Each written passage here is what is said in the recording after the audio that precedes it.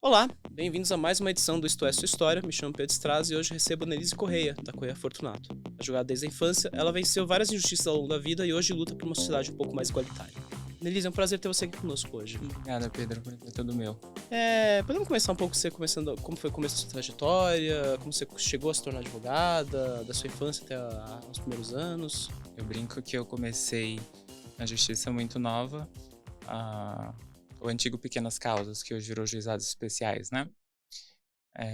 Desde muito cedo meu interesse pela justiça, pelo direito, fez com que eu fosse me aprofundando, enfim, estudando, ali por volta dos meus 14 anos de idade.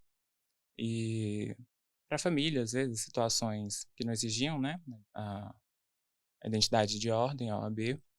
Eu fazia a famosa redução a termo, né, dos fatos e fundamentava e entregava para a pessoa ir protocolar no próprio tribunal. Então ali foi meu primeiro contato com o judiciário, né, mas a vontade de seguir a carreira do direito, ela veio de infância ali.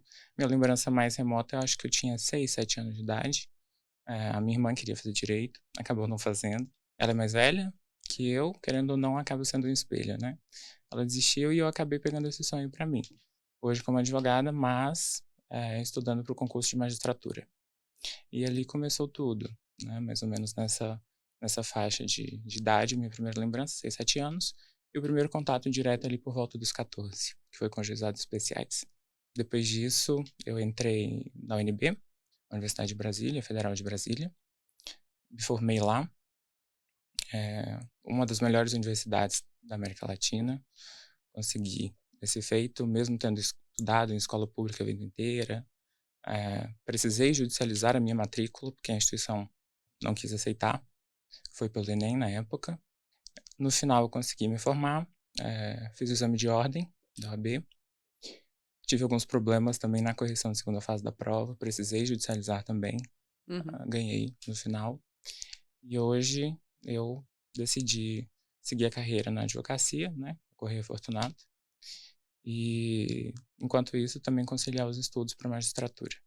Pode falar um pouco mais desse processo de judicializar a sua vaga na Universidade de Brasília? Porque, assim, parece duas vezes ainda por cima, né? E Sim. você já tinha esse interesse de advogado muito cedo, né? Então, como é que foi? O que aconteceu e que tipo de dificuldade você passou para conseguir fazer a faculdade? O que acontece? Quando eu fiz a minha inscrição para a UNB, Uhum. foi pelo Enem, na época em que a universidade ainda usava o sistema Sisu. A minha vida inteira sempre estudei em escola pública, mas por questões de saúde, ali nos meus 18 anos, o meu ensino médio era semestralidade. Então eram algumas matérias no primeiro semestre, o restante no segundo. Por essas questões de saúde, eu acabei não conseguindo terminar as matérias faltantes do segundo, mais ou menos 4 matérias, se eu não me engano, na época. E com isso, uma conhecida minha, que é dona de um colégio supletivo em Brasília, EGAD, sabendo da minha situação de saúde também, decidiu me dar de presente as matérias que faltavam, mais ou menos 4, com bolsa integral no EGAD. A carga horária é infinitamente menor, é EAD, online, então assim, não dá para equiparar a um ensino privado de fato. E também como bolsista, não paguei nada. Só que quando eu fiz a inscrição, à época eu ainda não tinha feito essa matrícula que ela tinha me dado, eu selecionei como escola pública, porque a minha vida inteira foi escola pública. Quando eu fui fazer a matrícula, a instituição, a UNB, não aceitou por conta de 4 matérias, não chegou a ser um ano. E eu pensei: "Bom, 1 eu já tenho, então agora cabe a mim correr atrás do 'sim'". Como na época eu não era advogada e tudo, eu optei por entrar com pedido liminar na Justiça Federal de Brasília, SJF. Eu mesma fiz a petição, fiz o pedido liminar, pedi para despachar com o magistrado, ele aceitou e entendeu da mesma forma que eu, como fundamentei na petição. 4 matérias não eram suficiente para me equiparar com uma pessoa que teve pelo menos um ano inteiro na escola particular, no ensino privado. Uhum. Então a instituição ficou recusando a matrícula, mesmo depois da ordem judicial. Eu quase perdi o primeiro semestre por conta disso, foram inúmeras intimações do oficial de justiça, mas depois de muita insistência eles acabaram cedendo e efetuaram a matrícula. Mas foi uma briga que durou quase toda a minha graduação. Eles recorreram enquanto foi possível. E você ainda tendo que ser advogado enquanto estava estudando para ser advogado, ou seja, um Sim, absurdo completo, né? eu tive que antecipar fases na marra, né, por assim dizer. Eu tive que fazer o processo, aprender na prática, antes mesmo de chegar na prática. né, quando deveria. Ou a sua experiência anterior na infância ajudou de alguma forma nesse processo? Fez muita diferença. Querendo ou não, eu já tenho mais de 10 anos que eu tenho um contato direto com o direito. E se eu não tivesse essa bagagem de procurar, de estudar, até porque o direito ele deveria ter uma vertente nacional, o ensino médio deveria ter questões de direito. Mas como eu já tinha essa base anterior de alguns anos, já na época, foi muito mais fácil conseguir fundamentar, pedir, saber o que eu tinha direito, não conhecer, entendimento. Tem tribunais que entendem que o meu caso era aceitável, tem tribunais que não. A grande divergência jurisprudencial que existe no país. Então, como eu disse, não, eu já tinha, mas esse histórico foi muito importante para eu conseguir fundamentar e correr atrás do sim. Você precisou judicializar uma segunda vez? Eu tento entender essa linha do tempo. A segunda vez que eu precisei judicializar foi depois de formada, quando eu prestei o exame de ordem, né, ordenado pela FGV. São 2 fases, passei na primeira, na segunda fase eles me reprovaram, é uma prova discursiva, a segunda etapa, por erros de correção. Me lembro bem desse erro, inclusive, o espelho de correção da banca, FGV com sua síndrome de rei, é Luís XVI, o rei não erra, é o lema da FGV. E aí eu me lembro muito bem desse quesito. O espelho da prova da FGV queria que tivesse pedido a condenação de honorários advocatícios ao final da peça, né, discursiva, majorados. Artigo 85, parágrafo 11 do CPC, novo código. E ao invés de eu escrever honorários advocatícios, eu coloquei o que é geral, justamente pela minha bagagem que eu já tinha de conhecimento, é o que a gente mais usa no dia a dia. A gente não pede a condenação via de regra em honorários, a gente pede a sucumbência. A condenação em sucumbência, quando há em recurso, automaticamente ele é majorado. E por eu não ter usado a mesma palavra que o espelho da banca, o corretor não aceitou e me reprovou por décimos, 0,5. Eu falei, não tem condições, porque é uma situação muito absurda. O STF já tem um tema de repercussão geral que diz que não cabe ao judiciário intervir em mérito administrativo de concursos em geral, considerando a OAB a segunda fase e a primeira como um concurso, que eu discordo. Mas, mesmo tendo esse não mais uma vez, eu optei por entrar com mandado de segurança para pedir a anulação dessa parte da avaliação e conceder os pontos necessários. O mandado de segurança foi conhecido. Esse processo até hoje, a FGV e a OABDF ainda recorrem dele, mesmo eu já advogando, depois eu optei por, apesar de ter ganhado a segurança, optei por refazer o exame para não ter perigo de ser revogado em tribunal superior. Então, mas mesmo assim eles ainda continuam recorrendo, né? Mas já não faz mais efeito porque eu acabei passando no exame seguinte, mesmo tendo ganhado. O juiz concedeu a liminar e concedeu a pontuação. Isso foi em? Isso foi no final de 2023, começo de 2024. Certo. Sempre tem algumas represálias ao longo desse caminho, porque assim, a gente sempre pensa que, putz, quando vai pra vara judicial, quando questões vão pro tribunal, né, a gente fica esse clima estranho, aí às vezes as questões meio que represam para outros lados sem querer. E aí você também estava lidando com questões de saúde ao longo de toda essa trajetória, né? Você Sim. teve alguma represália, sentiu alguma represália na universidade ou na FGV? Na universidade eu tive problemas em relação ao começo. Quando eu entrei na UNB, eu sou pós-bariátrica, aos 18 anos eu cheguei a pesar 201 quilos. Fiz bariátrica e perdi 112. Caramba. Só que nesse período eu tinha acabado de fazer cirurgia, estava começando a emagrecer. E me lembro que no primeiro dia de universidade, de aula, depois de toda a briga para fazer a matrícula, quando finalmente consegui, no meu primeiro dia, quando eu entrei na sala, a cadeira não me cabia. Então eu não consegui assistir, enfim, saí da sala, até que com o tempo me adaptei ali, a universidade aos trancos e barrancos também conseguiu fazer algumas modificações naquele primeiro semestre. Depois do primeiro período, né, o primeiro semestre, eu já havia emagrecido bastante, então não tive esse problema depois. Mas na instituição eu tive problemas com professores em relação a questões de saúde, né? E infelizmente universidades públicas, federais, de um modo geral, elas não são feitas inicialmente na prática, não é assim que deveria ser, para pessoas de origem humilde, para pessoas que vêm do nada, né, a grosso modo. elas são voltadas para pessoas que já têm uma bagagem econômica, social, familiar ali mais estruturada. Então acaba que perde o contexto nesse tipo de situação, mas eu consegui vencer.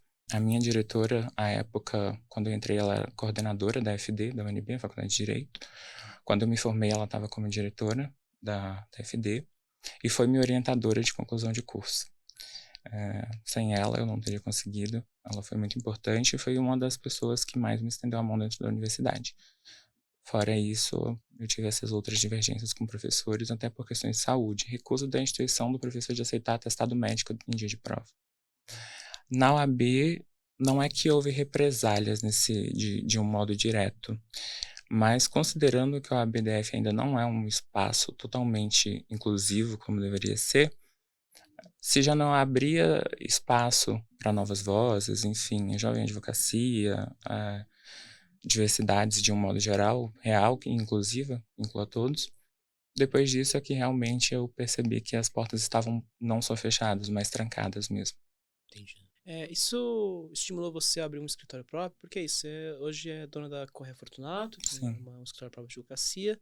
Essas portas fechadas que você diz, né, te incentivaram de alguma forma a abrir a Correia Fortunato? Porque é isso, você já está há 10 anos na área jurídica, mas recém-formada, né, e aí você abre um escritório próprio ao invés de tentar entrar num escritório maior, que geralmente é o caminho mais, vamos colocar entre muitas aspas, tradicional da área, né? Então, isso te ajudou de alguma forma a incentivar? E quais foram as razões que te levaram a abrir esse escritório? Acho que essa é a minha pergunta, no caso. Bom, querendo ou não, a lógica de mercado, acho que em regra da maioria das profissões, é quando você se forma recentemente, enfim, é jovem na carreira, você vai para locais, escritórios, ou você vai para a área pública prestar concurso direto, né? Ou você vai para empresas que já têm ali um certo lobby. Na advocacia não é diferente. O lobby jurídico ele é muito grande, principalmente por escritórios mais antigos, que já são renomados, conhecidos, escritórios com filhos de ministros de tribunais superiores, ex-ministros que têm no corpo pareceristas ali. Só que eu decidi ir na contramão justamente por isso, para não me submeter diretamente a um sistema que eu busco quebrar o viés que existe. Né? Então, assim, ó, a decisão de seguir carreira solo com a Correia Fortunato, hoje com os correspondentes jurídicos também, né, para determinados tipos de casos, foi justamente no sentido de não seguir essa linha enviesada do sistema. Né? Fazer diferente, ter autonomia nas minhas próprias decisões, no que eu acredito no senso de justiça, porque, como dizem, a justiça é cega, de fato ela é mesmo. E muitas vezes ela enxerga até o que não tem, então é muito complicado.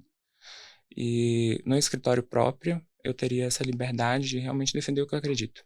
Lutar pelo que eu acredito e seguir a carreira dessa forma até chegar à magistratura. Que áreas a Correia Fortunato atua, assim? Por que o interesse por essas áreas? É algo que vem de lá atrás ou você desenvolveu ao longo da sua graduação? Como foi o processo? Meu primeiro contato com o direito foi direito civil do consumidor, né? Planos de saúde, especialmente.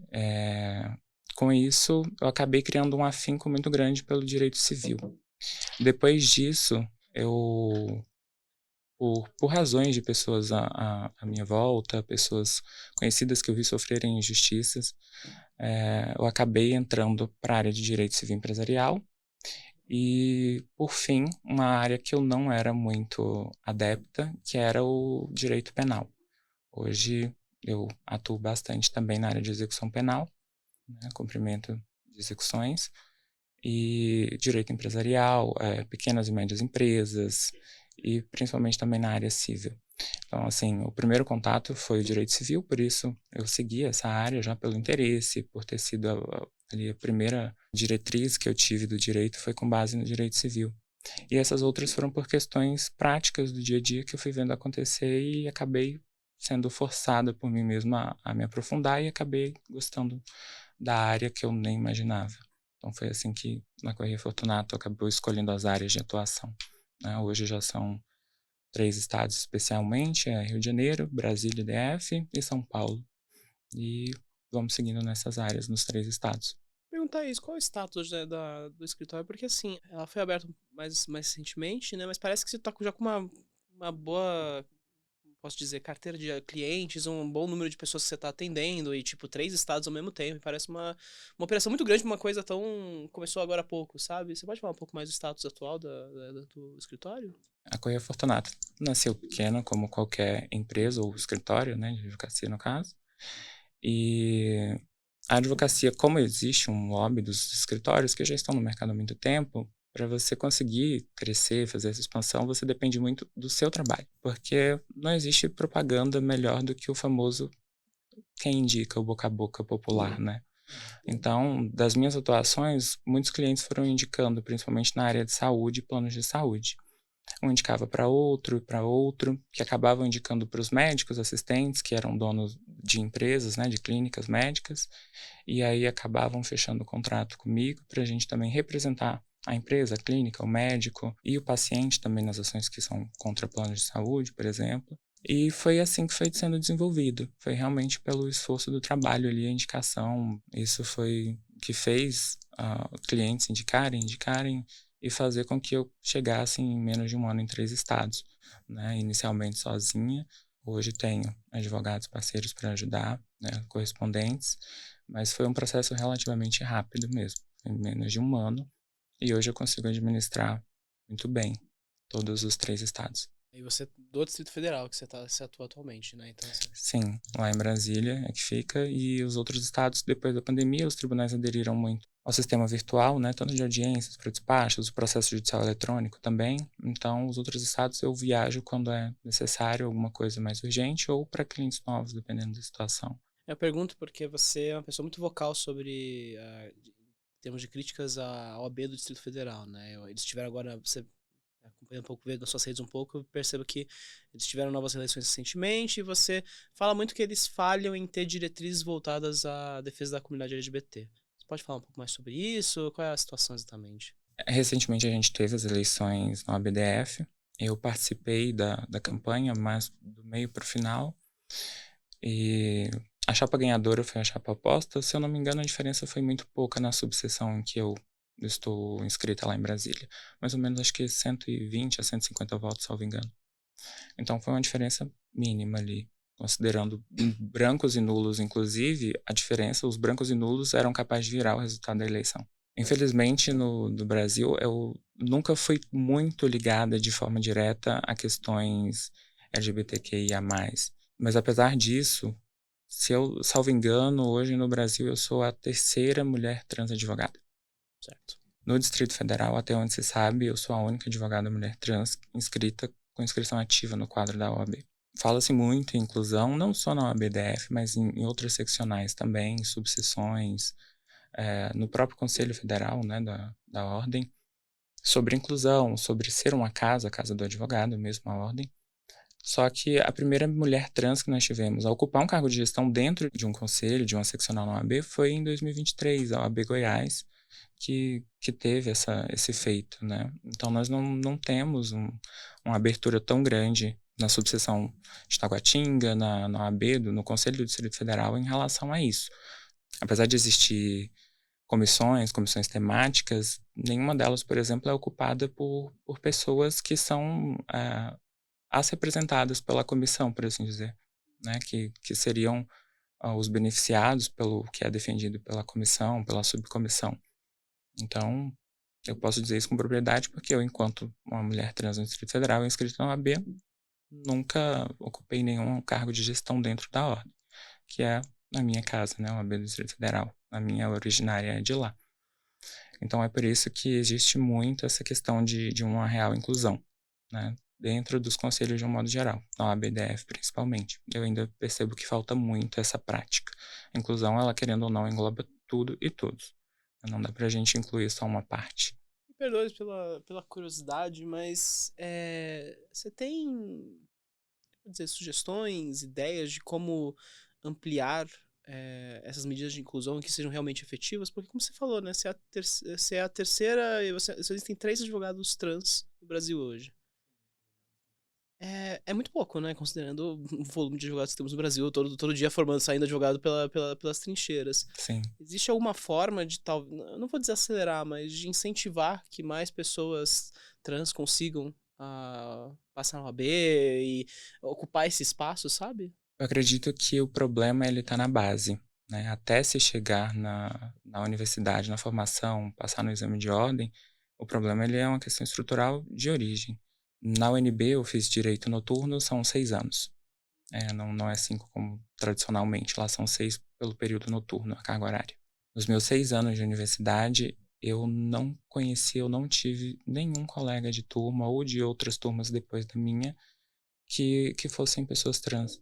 E querendo ou não, isso é uma questão social, é um estereótipo, né. Atualmente, como eu galgo para chegar à magistratura, até porque até onde se sabe também não conheço e se desconhece a existência de qualquer juíza no país que seja trans, homem ou mulher. Então eu luto para ser a primeira, espero que não a única, mas consegui ser a primeira. Existe um estereótipo para pessoas trans, para pessoas LGBT de um modo geral, em que a educação acaba sendo enviesada também. Com essa falta de base educacional, fica muito difícil chegar até mesmo a universidade, né, quiçá o curso de direito, que é um curso muito concorrido. Na UNB, os mais concorridos, primeiro é medicina e segundo é direito. Universidades públicas nem se falam, na Universidade Federal, estadual, eh, as notas de corte são altas. Apesar disso, a UNB inclusive criou, foi contestada, mas a ação foi julgada improcedente, cotas para pessoas trans no ano passado, 2% das vagas destinadas a pessoas trans, travestis, para poder tentar equilibrar esse sistema, justamente porque acredito que a própria universidade identificou essa falta, né. Não sei do histórico da universidade nesse ponto administrativo interno, mas acredito que também não exista outra pessoa formada na UNB, lá em Brasília, no Distrito Federal, que seja trans no curso de direito, né, pelo menos a aos murais que tem no quadro, nas paredes da FD, não se tem notícia de nenhuma dessas turmas, com alguma pessoa. Então acredito ter sido a primeira também, provavelmente.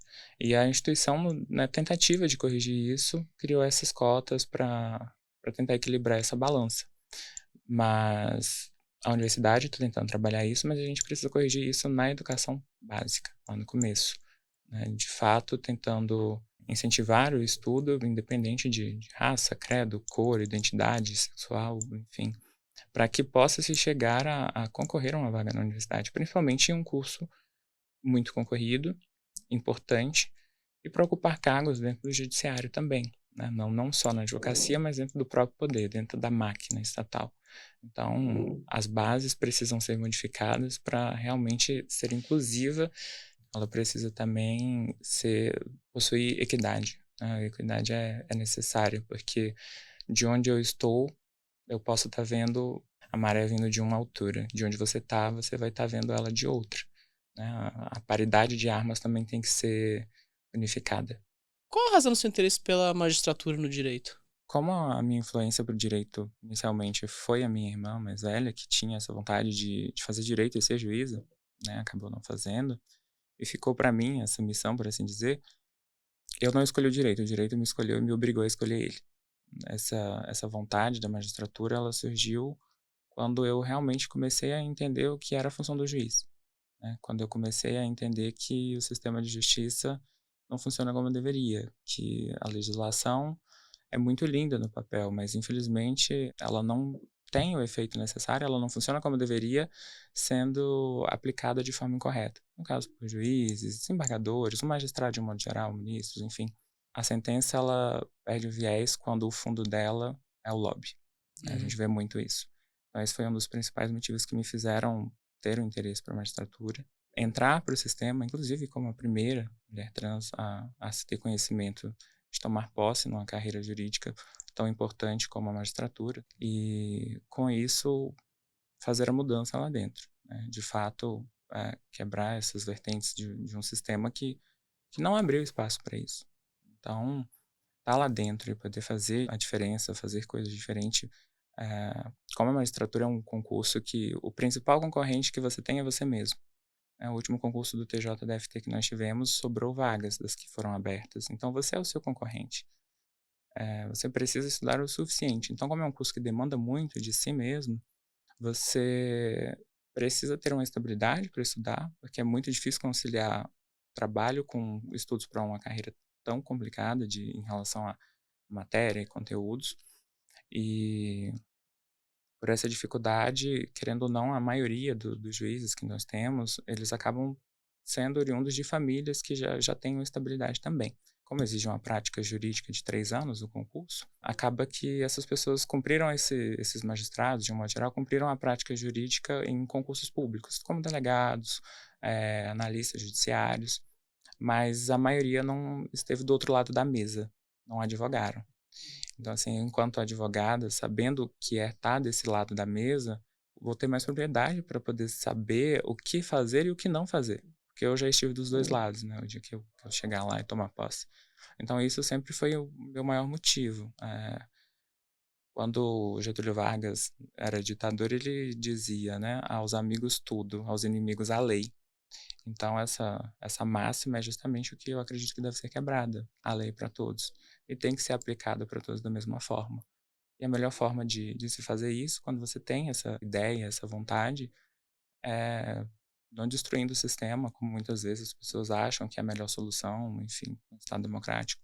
Mas é você entrar no sistema e fazer a sua parte. Entendido.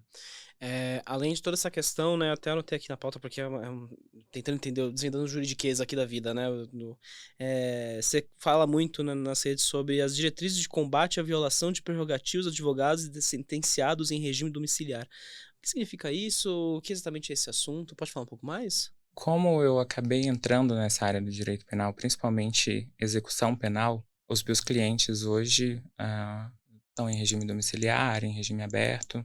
O Distrito Federal ele não tem casa de albergado para acolher os reeducandos sentenciados que vão para regime aberto.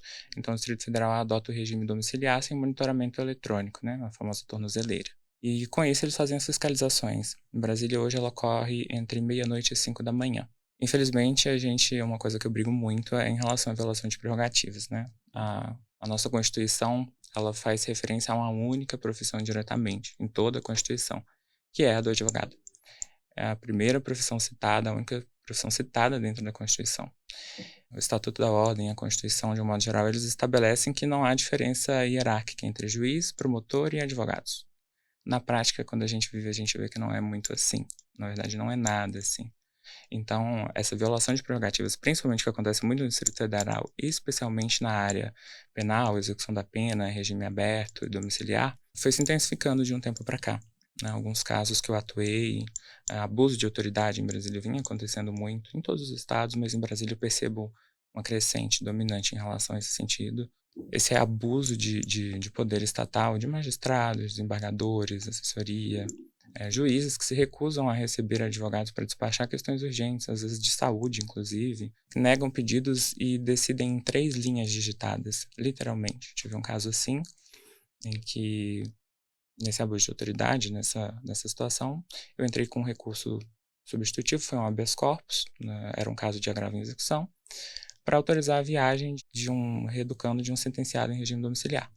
A magistrada negou em 3 linhas o pedido, sendo que a viagem era para trabalho, né, e formação educacional para o Rio de Janeiro. Ia ser acompanhado pela empresa, empregador, e a magistrada negou o pedido em 3 linhas, dizendo que não condizia com a pena, sendo uma viagem, sendo que, na verdade, a função da pena é ressocializar, né? A pretensão punitiva, ela tem a questão socializadora como fundo principal. E por meio de recurso, né, um abuso, uma decisão que não foi fundamentada, eu consegui reverter isso. Então, são situações que vêm crescendo muito no Distrito Federal, no país, de um modo geral, em cortes superiores, mas o abuso de autoridade que vai desde policiais penais, situações que também venho vivenciando lá em Brasília e está sendo questionada, de coisas mínimas. Policial penal que vai fazer conferência domiciliar e se recusa a dar o próprio nome. Eu tive um cliente que teve 3 conferências domiciliares anuladas, porque em uma delas, inclusive, as câmeras de segurança não detectaram, foram entregues no juízo. Foi feita uma certidão dizendo que o reeducando não estava em casa, mas as câmeras de segurança, inclusive do dia, não encontraram esse carro de patrulhamento de conferência domiciliar no local. Então, eu, enquanto defesa, questionei aonde estava o carro, porque eles colocaram uma foto que nas câmeras de segurança não tinha. 2 câmeras de segurança, câmeras de um shopping, na rua de um shopping, em Brasília. Então, o que que aconteceu? Como essa foto apareceu, né? Então, assim, são abusos e violações muito grandes que vêm acontecendo de um modo geral. E eu sempre bato muito nessa tecla, principalmente voltada para questões de prerrogativas, porque acontece muito, pelo fato de eu ser uma mulher trans, de as pessoas acharem que eu preciso estar muito engajada, principalmente nessa pauta.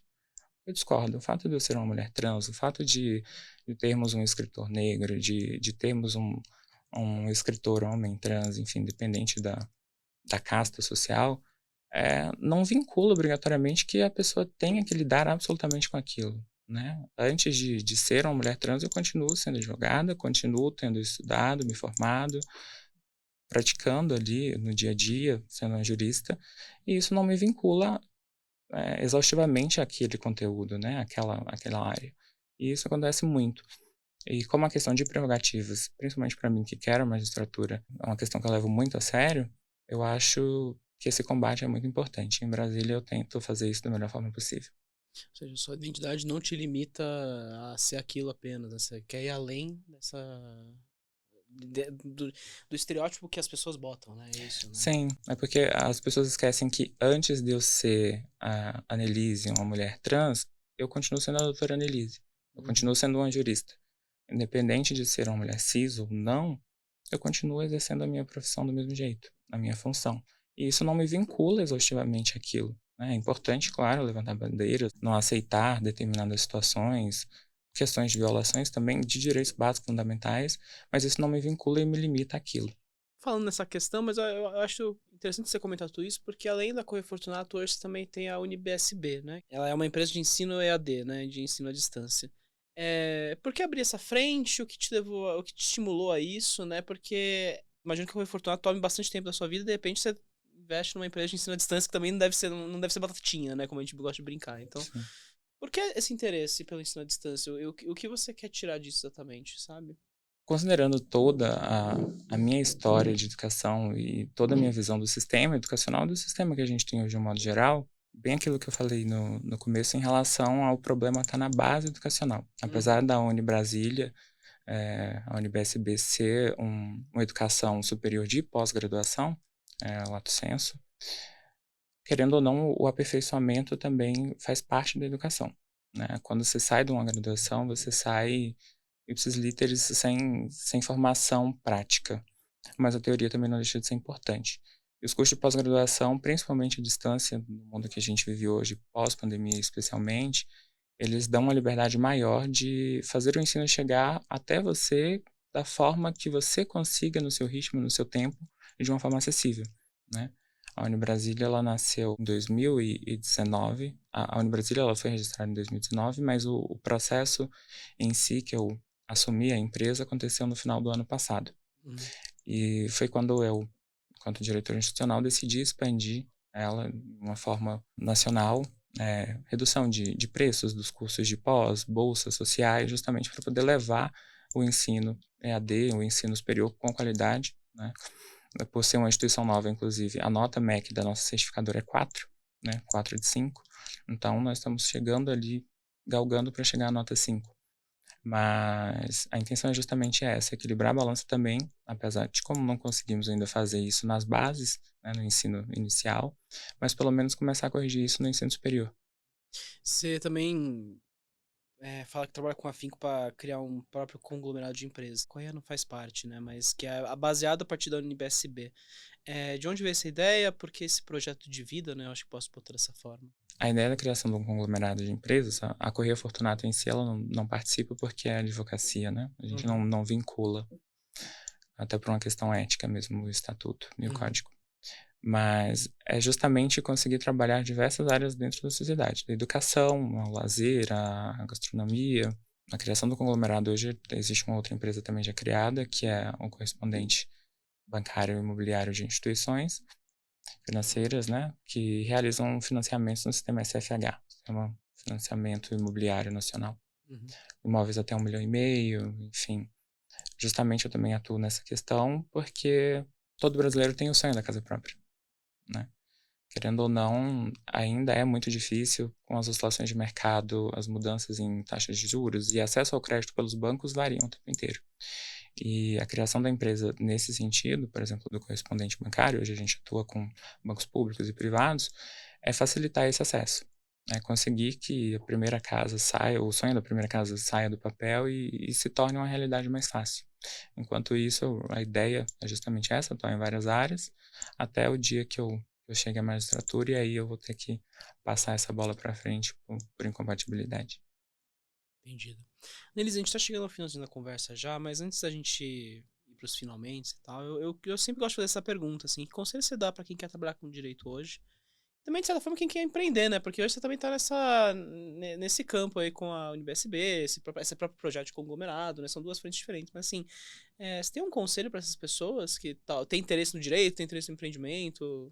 Em relação ao empreender, não é fácil empreender no Brasil. Uhum, Acredito que em qualquer país, em qualquer lugar, né, você precisa ter muito afinco no que vai fazer, muita certeza. Muitas das vezes você vai com medo mesmo, é necessário ir com medo. Nem sempre a gente vai com certezas absolutas. Nada que é absoluto é certo, na verdade. Então, não desista, né? Não é fácil. Vão ter momentos de alto e baixo, mas o importante é não desistir. Em relação ao direito, acho que o principal conselho é: você vai descobrir da pior forma possível que o que você aprende na faculdade não é a realidade prática. Mas não se assuste com isso e não desista da carreira, né? Você descobre que o que você estuda por anos ali, vai continuar estudando por anos, porque o direito muda todos os dias, acaba com essa mudança você vai estudar eternamente, né, enquanto você quiser se manter atualizado na área. Então, quando você descobre, tem um choque de realidade em que tudo que você estudou, na verdade, não é a prática, muitas pessoas acabam desistindo, né? O que já não é fácil entrar, acabam deixando de lado e vão tocar a vida de outra forma. Então, não desista quando isso acontecer. Principalmente se você almeja concurso público, se você quer advogar em áreas específicas, no caso para advocacia, porque são questões que impactam muito quando a gente sai, principalmente recém-formado da faculdade. entendi. Nelise, adorei o papo de hoje. Obrigado por vir hoje, por conversar com a gente aqui no Isto é Sua História. Antes de a gente ir, aquela pergunta meio clássica, como é que a gente pode acompanhar o seu trabalho nas redes sociais? E se quiser dar tchau para o nosso público, agora é a hora. O melhor contato, hoje em dia, é as redes sociais. Meu perfil do Instagram é @doutora.annelise. O site da Correia Fortunato é www.correiafortunato.adv.br. E por lá eu sempre estou buscando estar mais ativa com os seguidores, em lives, caixa de perguntas, até para poder dar uma acessibilidade maior, tanto do direito para a sociedade, até para aqueles que não têm condições, às vezes, de tirar questionamentos básicos, dúvidas ali sobre o direito no dia a dia. Então, esses são os principais meios de contato hoje. Perfeito. Nelise, muito obrigado, então, por participar hoje. Obrigado a você que nos acompanhou até aqui. Até a próxima. Tchau. Tchau, tchau.